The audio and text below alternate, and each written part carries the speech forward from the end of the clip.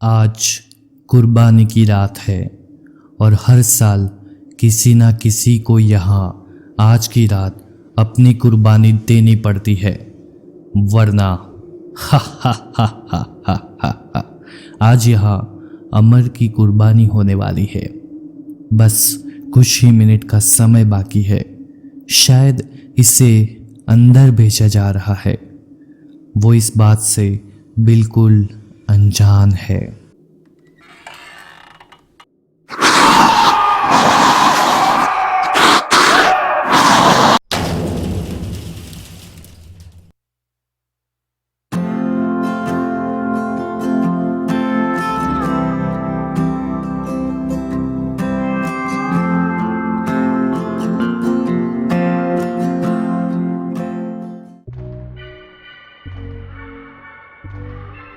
आज से 9 साल पहले की बात है। एक संकी को यहाँ भर्ती किया गया। दिखने में एकदम शांत, पर हमेशा अजीबोगरीब हरकतें करता रहता। उसको यहाँ ट्रीटमेंट दी जानी थी।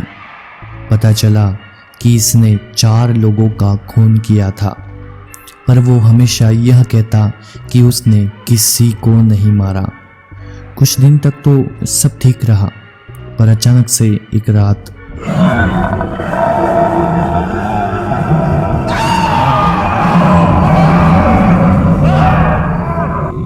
बहुत शोर शराबा होने की वजह से यह जगह के इंचार्ज वहां कुछ लोगों के साथ आ पहुंचे।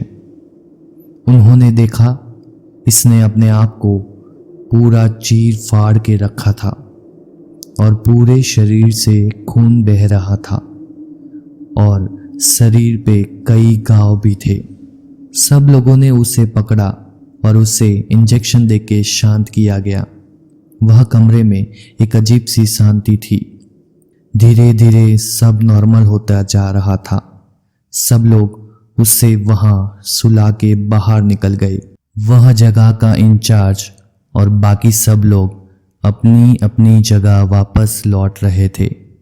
बाकी लोग आके निकल गए, पर इंचार्ज बाकी के कमरे चेक करते हुए पीछे पीछे जा रहा था।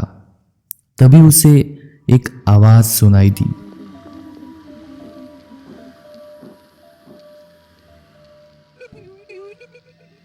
वो आवाज शायद वह संकी के कमरे से आ रही थी, जहां अभी अभी उसको इंजेक्शन देके सुलाया गया था। वो आवाज बहुत ही धीरे धीरे से आ रही थी। जैसे जैसे इंचार्ज संकी के कमरे की ओर बढ़ता गया, वैसे वैसे आवाज भी बढ़ती गई।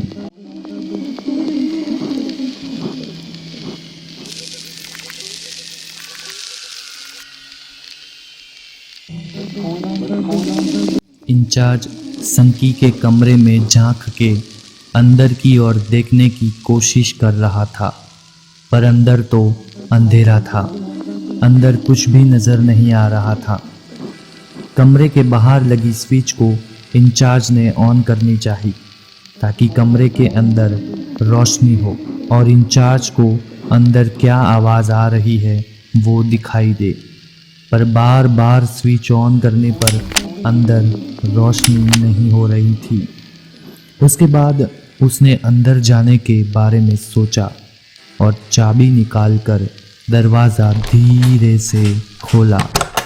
उनके पास जो टॉर्च थी वो जलाकर उन्होंने कमरे में चारों ओर देखा।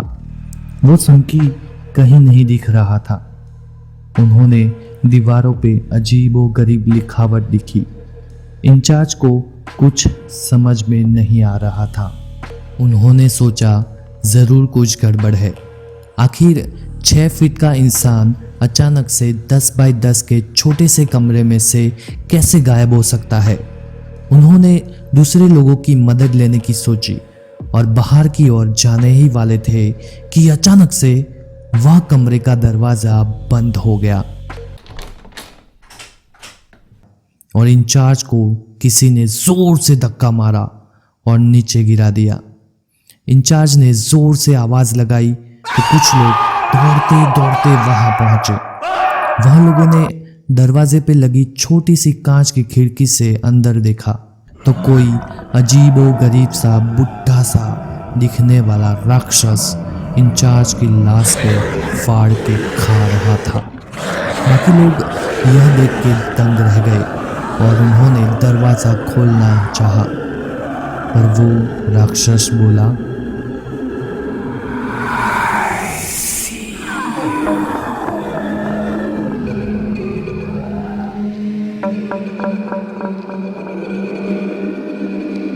बाकी लोग बहुत घबरा गए और उन्होंने पुलिस को कॉल किया। कुछ देर बाद पुलिस वहां पहुंची। लोगों ने पुलिस को सब बात बताई। पुलिस ने कहा, चलो अंदर जाके देखते हैं। उन्होंने दरवाज़ा खोलने की कोशिश की पर दरवाज़ा खुल नहीं रहा था। पुलिस ने सोचा कि दरवाज़ा तोड़ देते हैं। पुलिस दरवाज़ा तोड़ने की कोशिश कर ही रही थी कि अचानक से एक आवाज आई, रुको। पुलिस ने देखा एक बाबा उनको रुकने के लिए कह रहे हैं। उसके बाद वो बाबा नजदीक आए और बोले, देखो यह रूम अब शापित है और इसके अंदर जाने वाला हर कोई जिंदा लौट के वापस नहीं आएगा। इसके अंदर बहुत ही खतरनाक शक्ति है जो किसी की भी जान ले सकती है। बाबा के इतना बोलने पर एक पुलिस वाले ने कहा, क्या बाबा जी, क्यों हमें अंधश्रद्धा का पाठ पढ़ा रहे हो?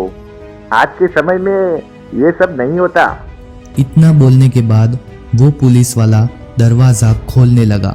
फिर अचानक से दरवाजा खुला और किसी ने वह पुलिस वाले को जोर से अंदर खींच लिया और फिर दरवाजा बंद हो गया।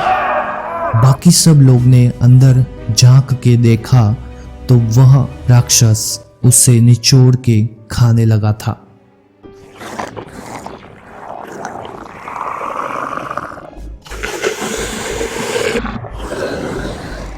दो लोगों की मौत हो चुकी थी। बाकी सब लोग घबरा गए थे। उन्होंने बाबा से पूछा, बाबा जी आप बताएं अब हम क्या करें? बाबा जी ने कहा, इसका एक ही इलाज है।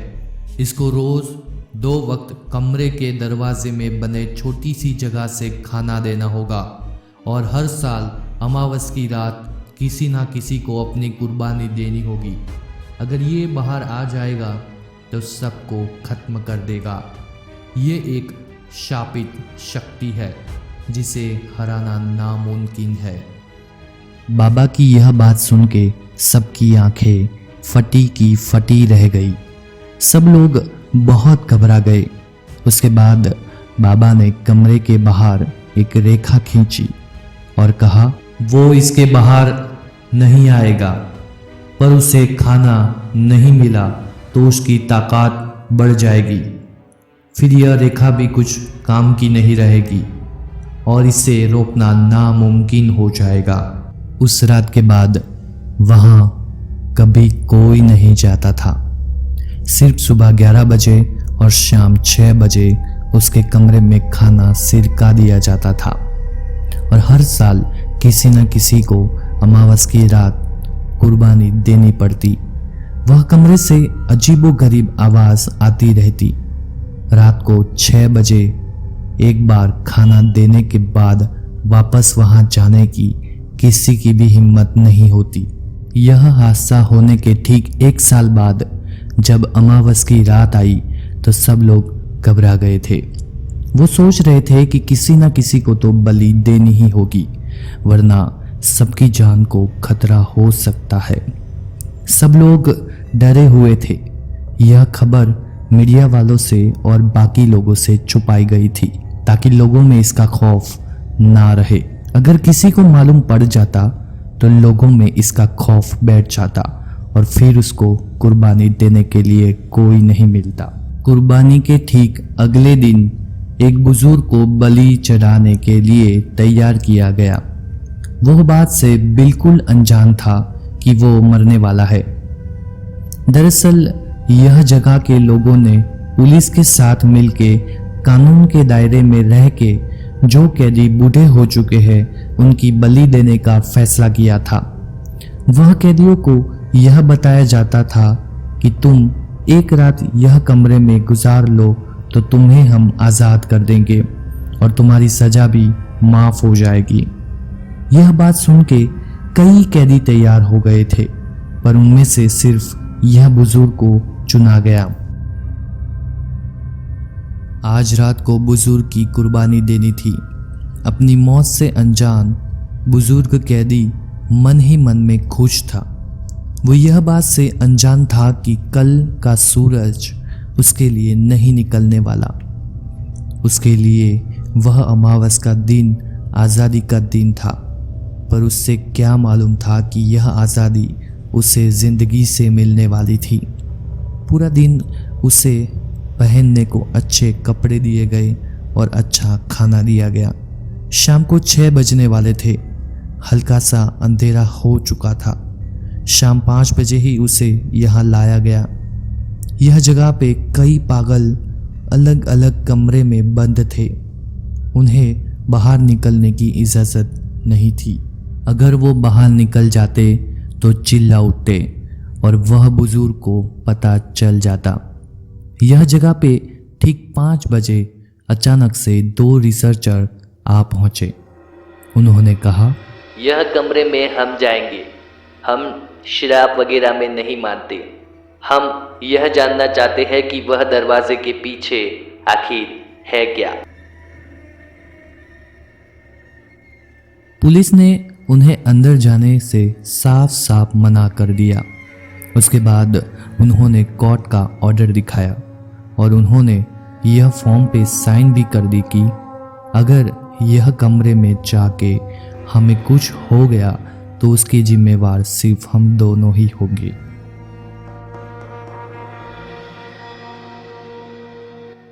कोर्ट का आदेश था, टाल नहीं सकते थे, तो पुलिस ने उनको अंदर जाने की इजाज़त दे दी।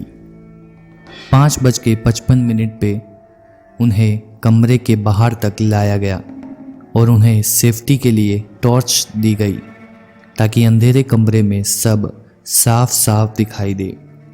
बराबर ठीक 6 बजे उन्हें अंदर भेजा गया।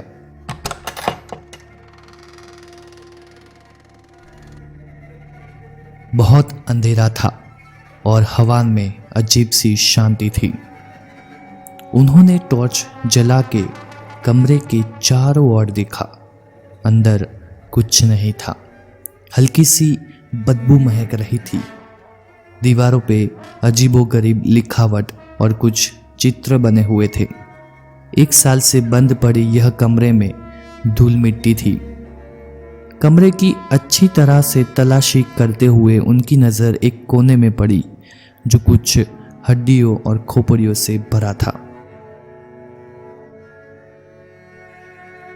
ये लोग हड्डियों और खोपड़ियों के टुकड़ों को देख के हैरान हो गए और वह टुकड़ों के सैंपल लेके उन्हें एक थैली में भरने जा ही रहे थे कि अचानक से एक आवाज सुनाई दी।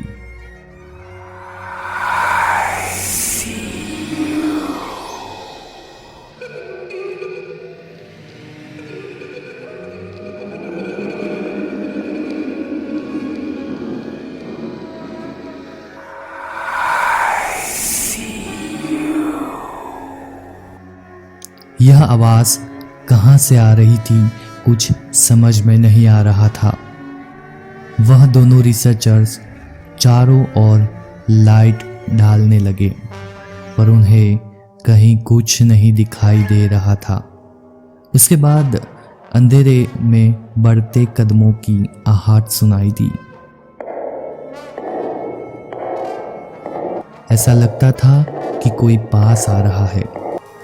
धीरे धीरे वह आवाज़ बढ़ती गई और पास आ गई। उसके बाद अचानक से वही शैतान ने एक रिसर्चर के दोनों पैरों को काट लिया और यह देख के दूसरी रिसर्चर जोर से चिल्लाई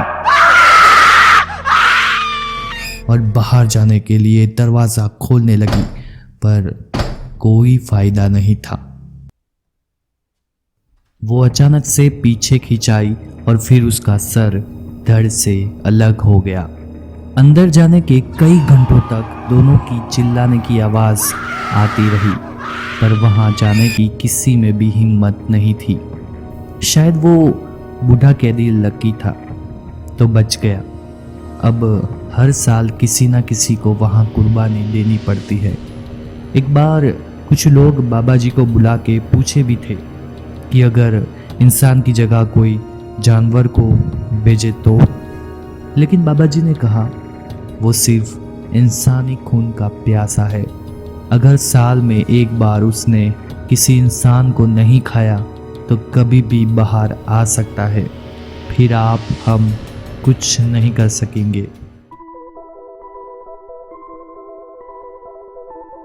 वो कहते हैं ना कि खाली पेट शैतान का घर, बस ऐसी ही कुछ बातें थी वो शैतान में।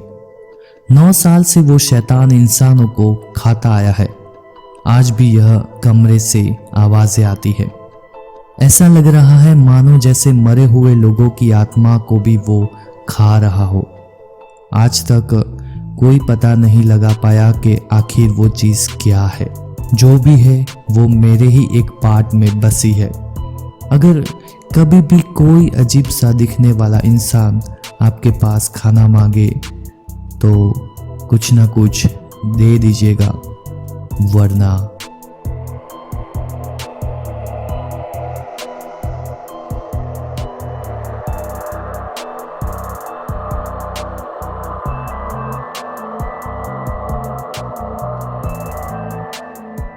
मैंने आपको पूरी कहानी में कहीं नहीं बताया कि मैं कौन हूं जिसने आपको आत्मकथा सुनाई। अगर आप समझ गए हैं तो कमेंट बॉक्स में कमेंट करके ज़रूर बताएं, वरना हमारे इंस्टाग्राम अकाउंट में जाके देखिए, मैं आपको वहीं मिलूंगा। तब तक के लिए अपने आसपास के विचित्र हरकत करने वाले लोगों से बचते रहे।